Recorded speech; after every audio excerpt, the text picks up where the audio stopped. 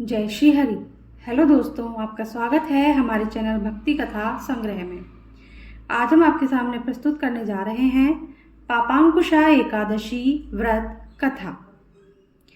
अर्जुन कहने लगे कि हे जगदीश्वर, मैंने अश्विन कृष्ण एकादशी अर्थात इंदिरा एकादशी का सविस्तार वर्णन सुना। अब आप कृपा करके मुझे अश्विन क्वार माह के शुक्ल पक्ष की एकादशी के विषय में भी बतलाइए। इस एकादशी का क्या नाम है और इसके व्रत का क्या विधान है? इसका व्रत करने से किस फल की प्राप्ति होती है? कृपया यह सब विधान पूर्वक कहिए।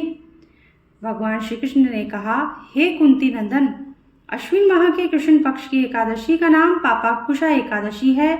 इसका व्रत करने से सभी पाप नष्ट हो जाते हैं तथा व्रत करने वाला अक्षय पुण्य का भागी होता है। अश्विन शुक्ल एकादशी के दिन इच्छित फल की प्राप्ति के लिए भगवान विष्णु का पूजन करना चाहिए। इस पूजन के द्वारा मनुष्य को स्वर्गलोक की प्राप्ति होती है। हे अर्जुन, जो मनुष्य कठिन तपस्याओं के द्वारा फल की प्राप्ति करते हैं, वह फल इस एकादशी के दिन क्षीर सागर में शेषनाग पर शयन करने वाले भगवान विष्णु को नमस्कार कर देने से मिल जाता है और मनुष्य को यम के दुख नहीं भोगने पड़ते हैं। मनुष्य को पापों से बचने का दृढ़ संकल्प करना चाहिए। भगवान विष्णु का ध्यान स्मरण किसी भी रूप में सुखदायक और पापनाशक है, परंतु पापांकुशा एकादशी के दिन प्रभु का स्मरण कीर्तन सभी क्लेशों व पापों का शमन कर देता है।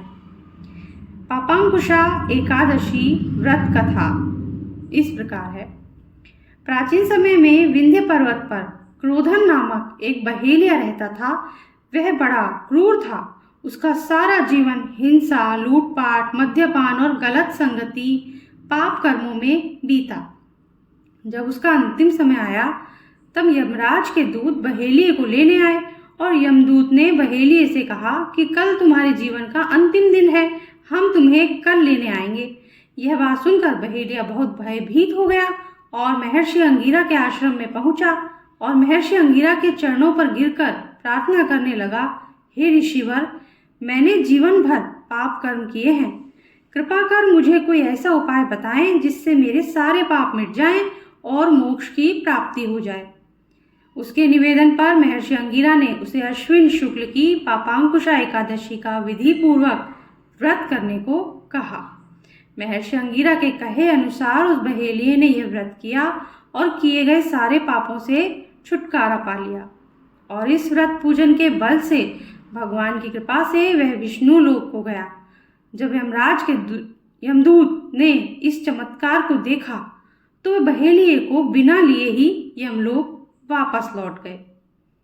जय श्री हरि। इसी के साथ आज की कथा समाप्त होती है। अगर आपको अच्छी लगी हो तो लाइक जरूर कर दीजिएगा और अगर चैनल को अब तक सब्सक्राइब नहीं किया है तो सब्सक्राइब भी कर दीजिए, बेल आइकन प्रेस कर दीजिए ताकि हमारे आगे आने वाले वीडियोस भी आपको आसानी से मिल सकें।